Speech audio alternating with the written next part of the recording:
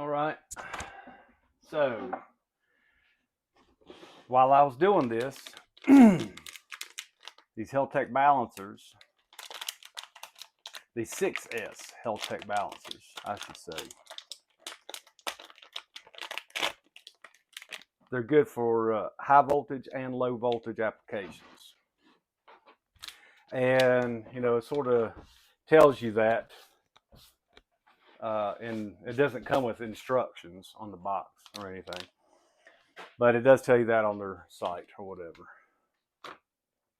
So right here on the left hand side, see there's 3 tabs right here, and I'll show you when I unsolder them. On the left side it's LTO, on the right side is NCM and LFP. So if you're running, like if you're using this 6S balancer in a 4S configuration for like CMAX, just as an example, that has the higher voltages, you know, cells that have voltage, you know, 3.7 volts, you know, the Proto, what are they? Protos, CMAX, EH5, things of that nature. Then you're going to want to leave those 2 tabs soldered. There's 3 tabs here, one on the left, one on the right, one in the middle.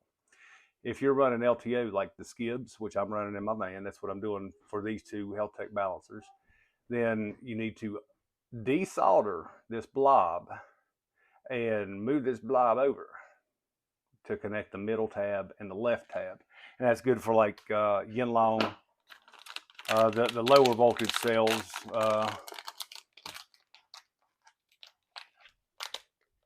that you're going to run in a 6S configuration.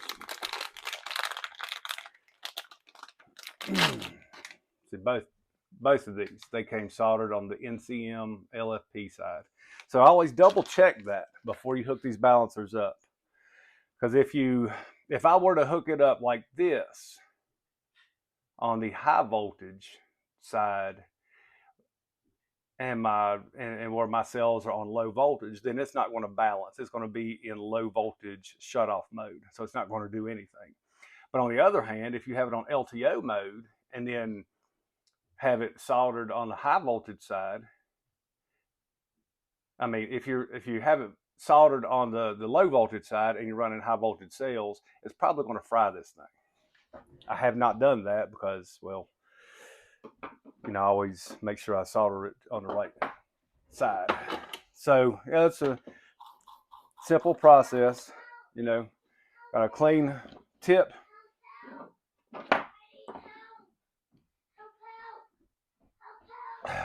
That's my granddaughter in the background. I don't know if you could hear her or not.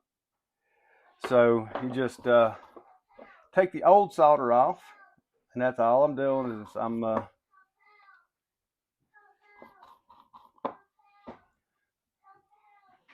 taking the old solder off. You can see there's 3 tabs there. The LTO, the NCM, and then the middle tab, the common tab. So both of them are desoldered now, as you can see, both units. So now I'm going to use this solder. This is it's 16 gauge. What is it? 6040. Yeah, it's 6040. Not 4060, 6040. There is a difference. So then I'm just going to heat the tabs up, let it cool off a little bit, and then apply some more, heat it up.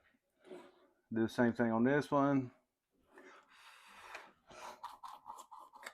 Clean my soldering iron, turn it off, unplug it, and then there you go.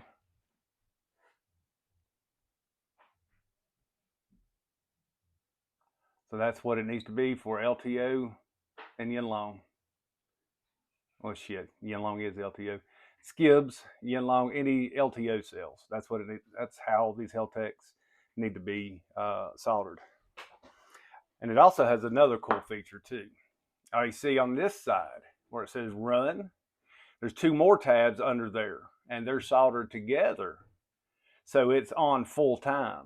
So what you can do is desolder those two tabs and then take you a couple of wires. It doesn't have to be big, 18 gauge would be fine, 20 gauge, and run two wires off of it to a switch, just a simple on-off switch, toggle switch.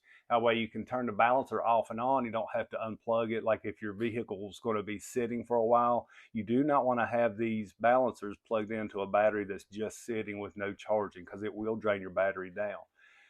So that is a cool feature with these 6S balancers as well, is you can put it on a switch and